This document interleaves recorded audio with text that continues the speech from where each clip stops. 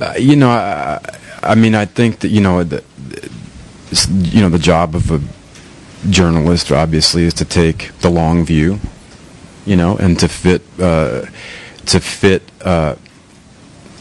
smaller things into a bigger picture, but those smaller things are individual lives, and I guess honestly, I mean, I in addition to the fact I watched too much soccer today, that's why I'm a little bit slow. All right, I'll give you the yellow card. Yes, give me a yellow card.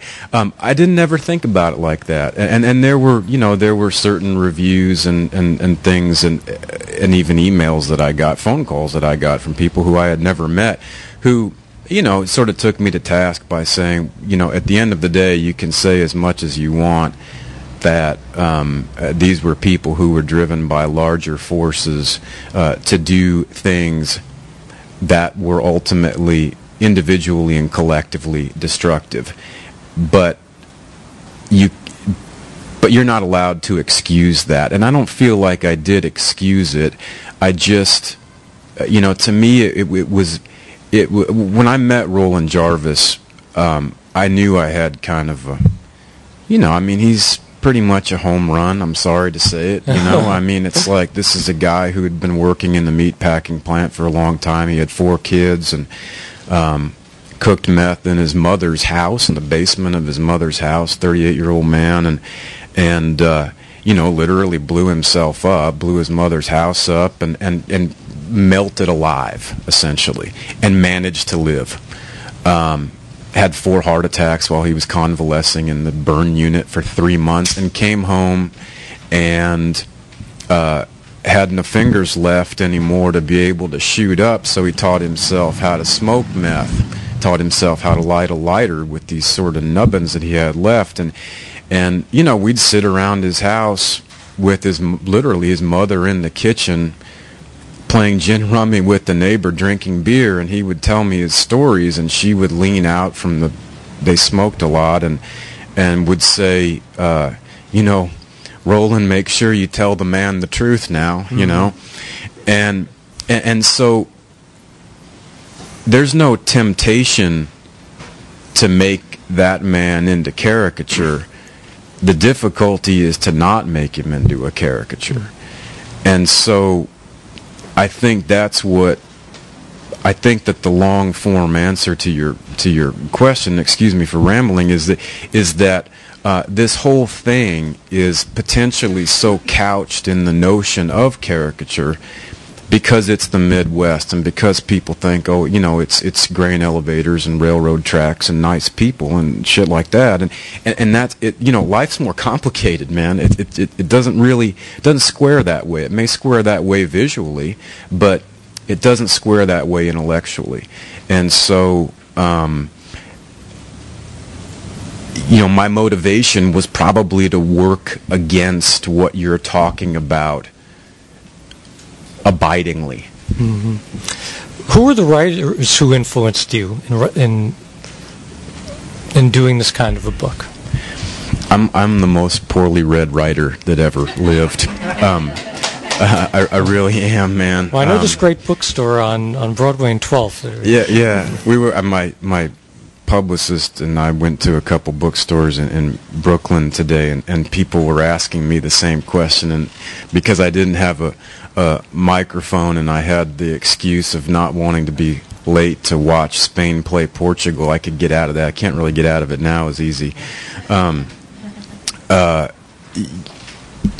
I think, I'll be honest with you, the last book that I read was Blood Meridian by Cormac McCarthy, and I read that 7 times, and I think it's one of the finest pieces of literature ever written. I really do. In terms of influences, I think, pretty much what I read the New Yorker every week, and I read the Times every day, and when I start doing a book, I in fear of metabolizing what I'm reading so much that it begins to write the book in a voice that's not mine, then I really shut down the doors. I don't. So I don't know. Does it sound really crappy to say I don't think I had many influences? I mean, you're the one who would know best. Yeah. I want to ask you two other questions, and then we'll open it wide. One is, if you ever felt fearful or in danger during the reporting of this book, because you were around some fairly both physically dangerous in the sense of being in treacherous situations, or emotionally dangerous in the sense of being asked either to take sides in just an attitudinal way, or either being asked to inform or being perceived potentially as an informant by people who are already paranoid because they're on binges. Right. So that's one part, is sort of the fear factor. And then the other one, and I don't want this to sound flip, although I guess, having, boasted my, few Midwest bona fides before, now I'll revert to being the New York snob that I am, and say that when you think about, I don't mean this to sound flip, but maybe it'll sound flip, when you think about people on drug, all-night speedy drug binges, you think of Bright Lights, Big City, or, in the New York context, you think of people coming out of clubs at 5 in the morning, or a city that, if it's a crack dealer is in Clockers, that there's something going on at all hours. What the heck is the experience of being in a small town on a binge, on a bender, when you're up for days on end, when it's 3, 4, 5, 5:30 in the morning, in a town that doesn't have downtown? Right. I mean, in terms of like any sort of, emotional danger, I think that one of the things, I mean, this from doing this immersion stuff, there's a lot of boredom, man. I mean, you spend a lot of time in the Super 8 motel. I mean, literally like days there waiting for somebody who will, you go to Roland Jarvis's house and he's not there when he says he's going to be, so you go back home and that's your day. It's like, what the hell what do you do? I mean, my answer, unfortunately, at that time was to go buy another pack of cigarettes and wait him out, I mean, so I suppose that's sort of the undercurrent of your question. It's like I probably inched my way toward lung cancer for 4 years, but for me, I think the difficult part was that it made me see my home in a way that I never had. And when I say home, I sort of mean, I sort of extrapolate that onto the region, and that was hard. I mean, it was really it was hard, and it was. I tried to sort of compartmentalize it by saying, okay, if you're a guy who's from here and you moved away, and I wanted to go home so bad when I was writing this book. I'd been in New York for 12 years. I'd been away for 18, half my life, and I wanted to go home so bad, man.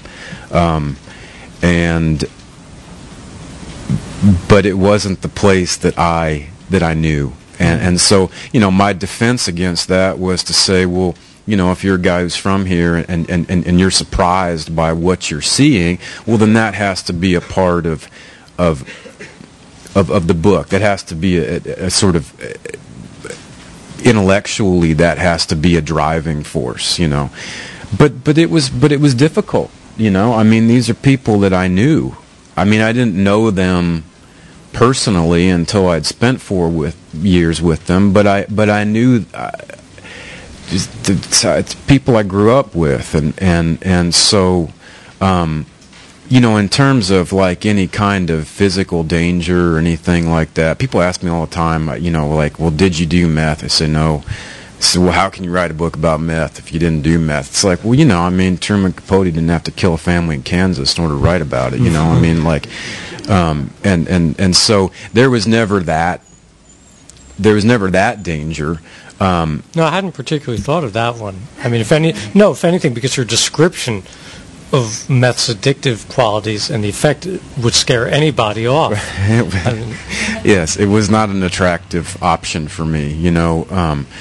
There were, I tell you, I was never felt physically threatened in Oelwein at all.